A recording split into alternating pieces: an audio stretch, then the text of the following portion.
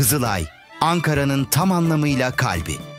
Hem başkentin hareketli yaşamını deneyimlemek hem de keyifli bir gün geçirmek için harika bir adres.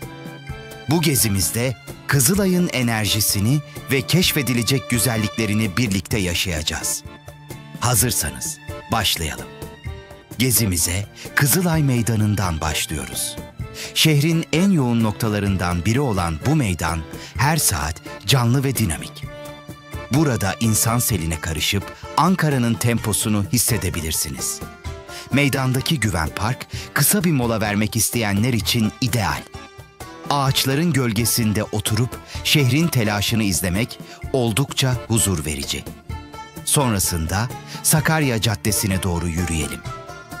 Ankara'nın en popüler yürüyüş caddelerinden biri olan Sakarya, kafeleri, restoranları ve küçük dükkanlarıyla dolu. Sokak sanatçıları ve kalabalığın enerjisi burada bambaşka bir atmosfer yaratıyor.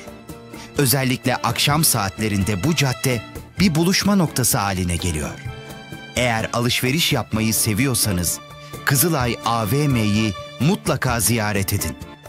Modern bir alışveriş merkezinin konforunu uygun fiyatlı ürünlerle birleştiren bu mekan, Kızılay'a gelenlerin uğrak noktalarından biri. Yerel mağazalardan büyük markalara kadar birçok seçeneği burada bulabilirsiniz. Kızılay'da yemek molası vermek isterseniz seçenekler sınırsız. Hızlı bir dürüm ya da klasik bir Türk kahvesi için Sakarya Caddesi'nde durabilirsiniz. Eğer geleneksel Ankara yemeklerini denemek isterseniz civardaki restoranlardan birinde Ankara tava ya da Beypazarı güvecini tatmalısınız. Şimdi biraz kültürel bir mola verelim. Kızılay'dan kısa bir yürüyüş mesafesinde bulunan Kocatepe Camii, mimarisi ve huzurlu atmosferiyle görülmeye değer. İhtişamlı yapısı fotoğraf severler için harika bir kare sunuyor.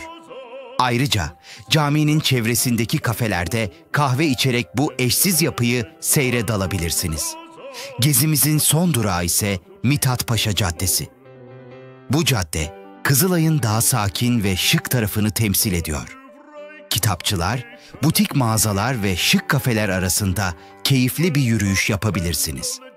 Akşam üzeri burada bir kafede oturup güneşin batışını izlemek, geziye mükemmel bir kapanış yapmanızı sağlayacak. Kızılay, sadece bir semt değil, Ankara'nın ruhunu hissedebileceğiniz bir merkez.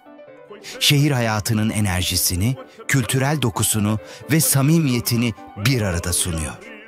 Bu keyifli gezi, başkentte unutulmaz bir gün geçirmeniz için harika bir başlangıç olacak.